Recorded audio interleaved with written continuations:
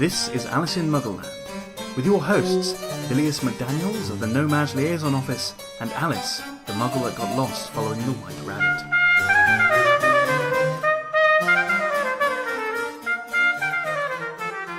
Lumos! Alright, lights are on, everybody can see, everybody can read their notes. I will try to remember not to turn off the lights before everybody leaves. And now that I went through and I gave a bunch of details that you guys didn't need to know, my name is Bilius McDaniels of the No-Maj Liaison Office, and this once again is another edition of Alice in Muggleland. And we cannot have a podcast called Alice in Muggleland without Alice. How are you doing today, Alice? I'm doing great. How are you, Bilius? I am doing fine. So, last week we went through and we spoke about Chapter 8, The Potions Master. This week we are moving on as Harry continues his education at Hogwarts to Chapter 9, The Midnight Duel. So, is there anything from the last chapter that you wanted to bring up? Well, there was something in the previous chapter that we failed to mention that gets touched on again when this chapter more explicitly, and that is that this building, Hogwarts, is a real pain to navigate. Like, I don't know if they have Google Maps for Hogwarts, but it would come in useful. The corridors change, the doorways are there and then they're not. The figures in the paintings who are responsible as doorway keepers, for lack of a better term, sometimes wander off to go have conversations with other paintings. Navigation here at Hogwarts, very, very tricky. Vanishing steps, staircases that move. Yeah, I have a theory that Hogwarts is like, if you can survive the building, you can survive being a wizard. Yeah, and that may very well be part of the thing here. Of course, later on in this chapter, we'll get to when they encounter one of the very real dangers in Hogwarts. Yeah, this is not the easiest place in the world to get around. I remember how intimidated I was the first time I went into my high school and how big I thought it was, but that was a piece of cake compared to Hogwarts. Yeah, I could see how that could be an issue, especially when you're the equivalent of, at this point, what No-Maj would call middle school or junior high. Right. All right, so let's dig into the chapter, The Midnight Duel. Basically, the start of the chapter talks about Harry basically saying, I hate Malfoy. Right. We start off with a bang. I wasn't really aware, though I suppose it makes sense, that he'd had all that much conversation or communication, I should say, with Malfoy. We have the incident with him in the robe shop where he makes kind of a bad impression. And then on the train where he worsens that impression. And there's a fight that gets broken up by Scabbers the Rat. Then we see him again in the dining room area, kind of mentioned that he's there. And it's mentioned that he's in the potions class. That's the only class that Gryffindor apparently shares with Slytherin. And then in that short period of time, Harry has decided that he actually hates Malfoy more than he hates Dudley, which I thought was, well, that really says a lot about how obnoxious Malfoy is, doesn't it? So that is where this chapter begins. We also learn that they are going to share two classes, not just the potions class, but also the flying classes with Slytherin. And Harry, of course, has never flown a broomstick before. He's not the only one.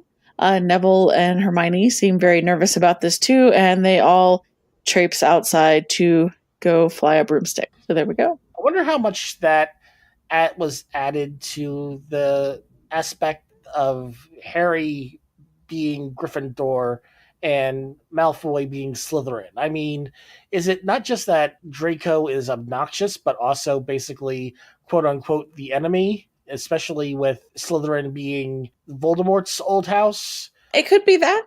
It could be that these are both the people who are expected to be stars in their relative houses, except Harry's star is much brighter than that, in that he's famous all over the wizarding world, and Malfoy is almost certainly envious of that fame. The other thing to consider is that Harry was almost sorted into Slytherin. That was one of the possibilities. So it could be that these two people are actually a lot more alike than either of them would like to admit. And often that ends up leading to animosity when you have two people who are too much alike. It's they're clearly, these two are in direct competition with one another, not only because of who they are, but what houses they were sorted into.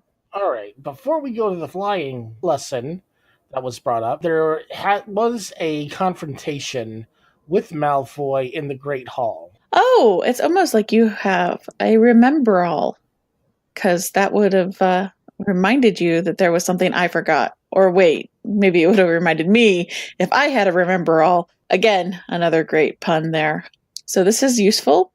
Neville gets this from his grandmother. It's a ball that when you've forgotten something lights up bright red. And I would like to say that this would come in very, very handy at the bridge table. I would like to have some object that would light up bright red to remind me that there was still a trump out. That would be useful. But remember all. It's a pretty funny item. The idea that all it does is remind you that you've forgotten something, and now you're forced to try to remember what that is. However, it's going to play a very key role later on, so I'm glad you brought it up.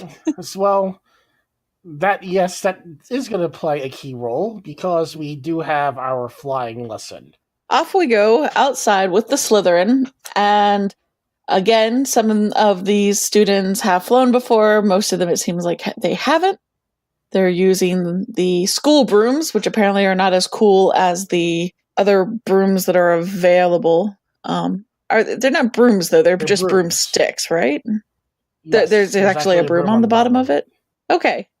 You could sweep with this. Yes, that's all I'm trying to get at, because I was picturing just a broomstick, but this actually does have a broom on the bottom of it. Okay, good to know. Because used for flying, and there is a description on the broom. It says that one of the twigs at the bottom were showing.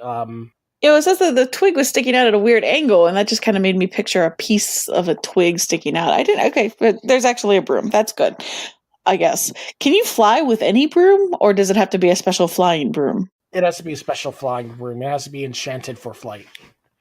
Okay, because they do keep saying broomsticks. They're not calling them just brooms. Just saying. Yeah, there's many different varieties of broomsticks. I myself am a particular fan of the Clean Sweep series. It's an affordable broomstick, but you get what you need to do if you're into playing games like Quidditch and things like that.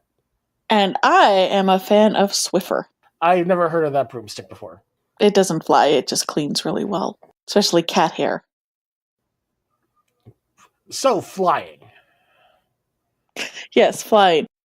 Well, we have finally found something that Harry is just naturally really good at. He had no control over the magic that was happening before he came into Hogwarts. At Hogwarts, his ability to do things on command seems kind of iffy at best. Hermione's obviously better at that than he is. But when it comes to flying, he is a natural. So, long story short, Neville, as expected, manages to injure himself seriously almost immediately. Malfoy senses the opportunity to snatch the Remembrall, flies up into the air with it, and Harry is a hothead and decides to ignore Hermione. This is kind of a theme that we're starting here, and goes after him on the broom and just has a preternatural ability to fly the broom. He doesn't need any instruction on how to do that.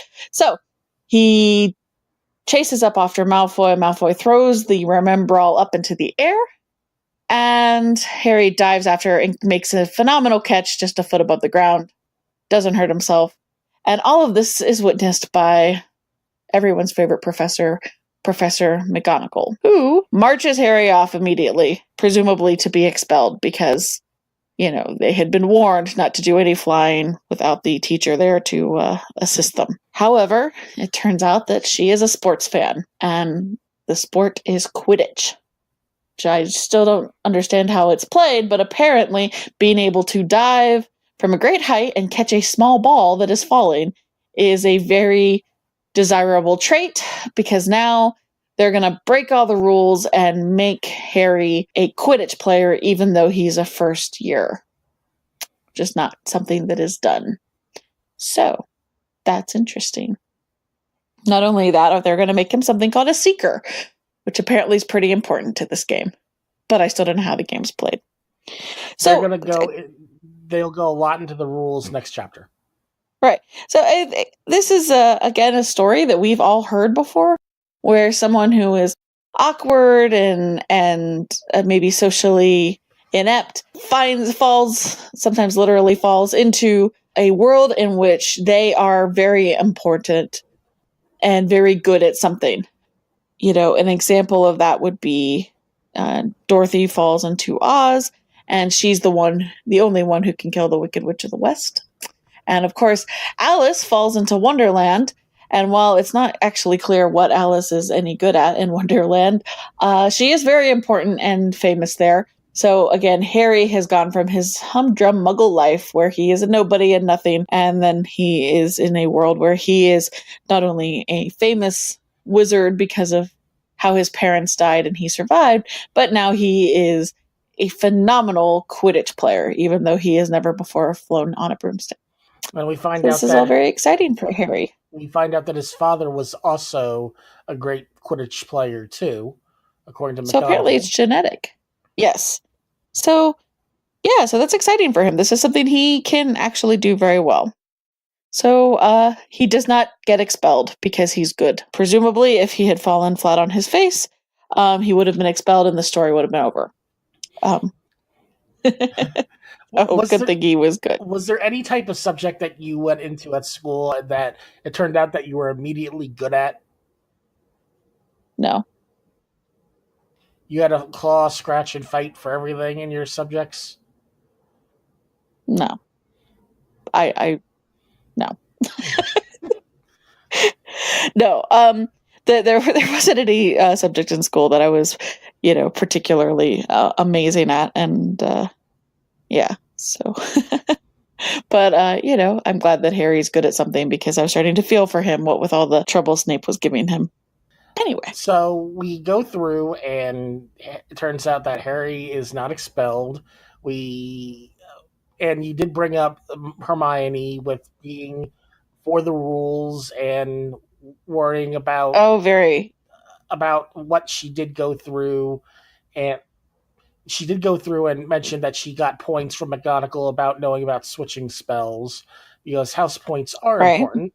So we know at least some teachers to Hermione. At least we know some teachers paying attention to Hermione. However, it kind of goes with what you were saying with the last chapter. It turns out to be the female teacher that seems to point things out with Hermione, if that's the case. Yeah, I have a feeling Hermione's going to get lots of positive attention from other teachers, too. It's just interesting to me that Snape was, so pointedly ignoring her. Okay. All right. But Hermione's penchant for following the rules is going to get highlighted even further in this chapter. So back at dinner, Malfoy's all upset when he finds out that Harry's not going to be expelled and challenges him to a wizard's duel at midnight in a trophy room. I do think that, if you're going to have a wizard's duel, probably in a room full of glass and metal trophies, not a good choice. But that's where they decide to have it. Ron is going to be his second, which I think he should have chosen Hermione as his second. But as we all know, Hermione would have said no. Well, to be honest, Harry didn't accept the duel. Ron accepted it for him. That's actually a good point. Ron's faith in Harry is unwavering, even though Harry doesn't know any spells, and Ron's like, yeah, you'll be fine. You'll just be able to shoot sparks at each other. So they manage to sneak out, which is a thing in Hogwarts because this place is literally crawling with people and animals and ghosts that want to rat you out for being places you're not supposed to be. But they do manage to sneak out and make it to the trophy room. Along the way, Hermione ends up unwillingly coming with them because while she's trying to stop them, she gets locked out of the Gryffindor tower. And they also come along Neville, who has forgotten the password. So maybe that's what he had forgotten when the Remember All told him he'd forgotten something. When they get to the trophy room, Malfoy doesn't show. So no, not only is this guy kind of a jerk, he's also a coward. And Mr. Filch is kind of right there with Mrs. Norris, and they are looking for them. Hermione is going to point out that this is clearly a setup because Malfoy's a no-show, and they know exactly where to be looking for them. So thus begins a chase through Hogwarts. And this kind of reminds me of those sort of French comedies where it's a hotel hallway and people are opening one door and chasing each other from room to room, in and out across the hallway. I was kind of hearing that music in my head, almost a Benny Hill theme. Anyway, as they're racing through corridors, they run into Peeves, who creates a big problem for them by sounding the alarm, but then also creates a big problem for Mr. Filch by refusing to tell him which way they went. And they stumble blindly through a locked door, thanks to Hermione's ability to master spells. And what they find there is pretty terrifying. It is a giant, multi-headed dog. It is a Cerberus. And that is what they find. And this is not a dog I want to pet. So we're just going to keep on distinguishing. Last chapter, there was a dog I wanted to pet, the boarhound. I do not want to pet the Cerberus. Right. So, yeah, that's a weird thing to find. They did manage to stumble into the forbidden third floor corridor, which they were told to stay out of on pain of death, basically. So now they have found that what form that death would take. It's a giant dog. Yeah, they actually never say in the documents what type of dog, but it's one of those things where if you pay attention in Care of Magical Creatures, you learn about. They are able to go through and escape the Cerberus. They are. More Greek mythology, just for those of you following along. And they escape all three heads of the dog. And back through, now they know that is why the third floor corridor is off limits. Giant, three-headed, scary dog. And they make it back alive and not getting caught by Filch. Way more excitement than anybody needs in the middle of the night on a day when you also got to fly on a broomstick, which could also be used as a broom. A very exciting day for Harry, indeed. In this, there is the classic line that Hermione states that is constantly quoted throughout the whole entire time by fans of the series. I'm going to bed before either of you to come with another idea that gets us killed or worse, expelled. Yeah, isn't that interesting? So from her perspective, this is definitely death before dishonor. She would much rather be killed than dishonored.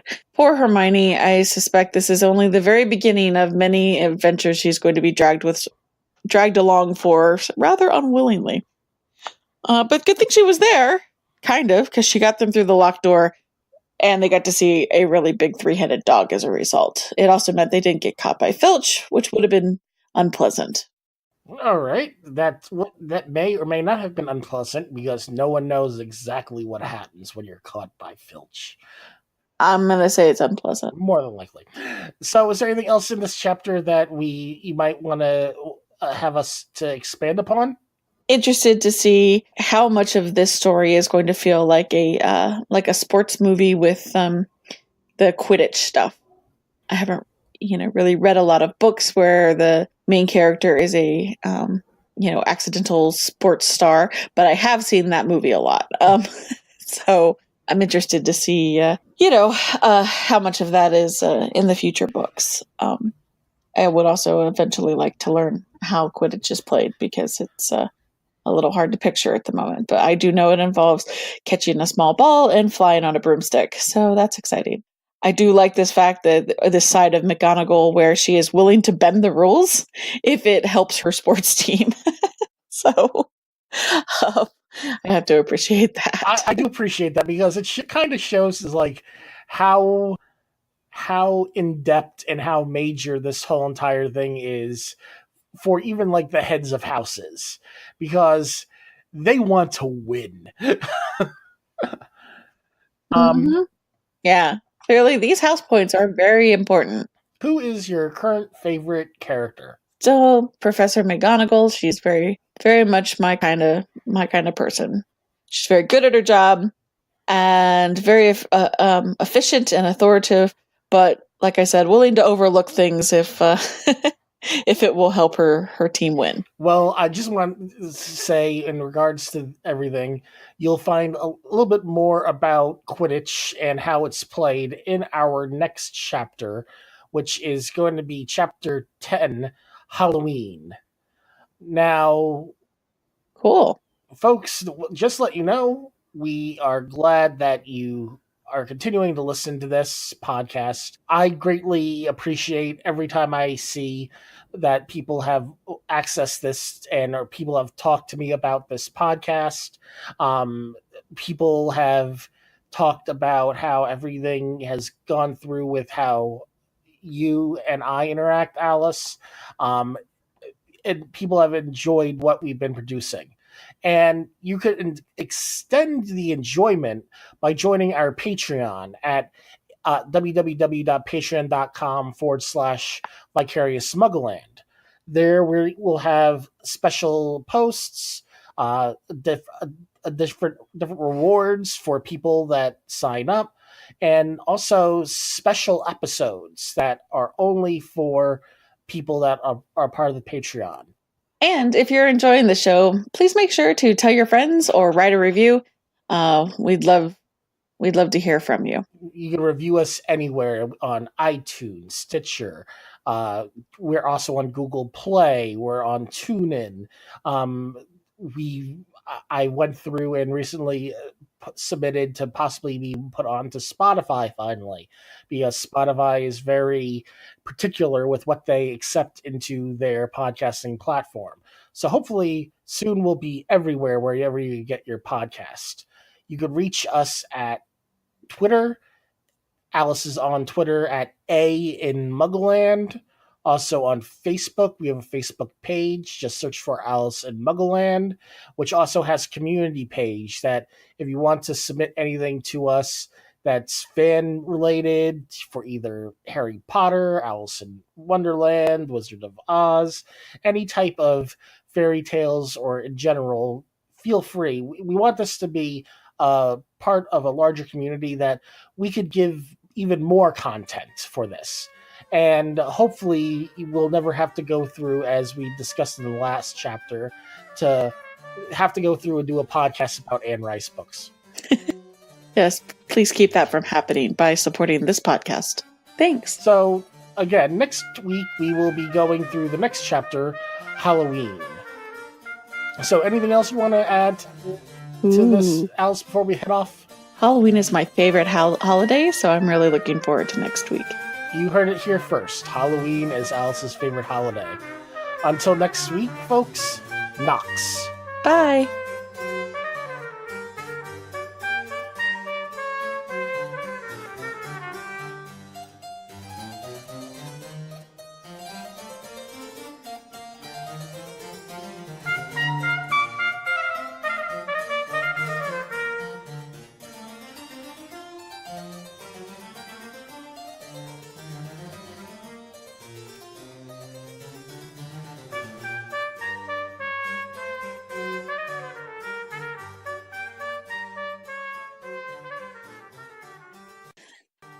Oh, okay. So, the dog's name is Fluffy? I don't think that was Did in I the say chapter. the name? All right, I'm going to have to cut that out. You said Fluffy.